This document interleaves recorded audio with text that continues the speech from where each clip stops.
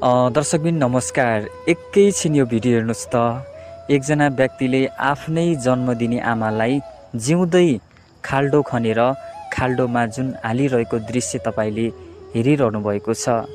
दर्शकबिन जुन आमाले 9 महिना कोखमा राखेर दुःख गरेर कष्ट गरेर जन्माइन्, आज त्यही आमालाई वृद्ध अवस्थामा छोराले खाल्डो खनेर खाल्डोमा जिउँदै पुरिरहेको छ।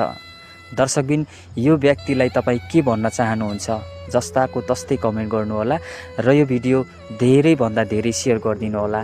जुन यस्तो खालको जुन छोराहरू छ त्यो छोराहरूसम्म चाहिँ यो भिडियो पुरोस्। कोही मान्छे आमा नपाएर रोइरहेको छ। कोही मान्छेलाई आमा भएर कदर गर्न जानेको छ। यति भन्न चाहन्छु कि यदि अहिले भएको बेलामा कदर गरेनौ भने पछि दुईटा आँखा मिच्दै रुनुपर्ने अवस्था हुन्छ कि।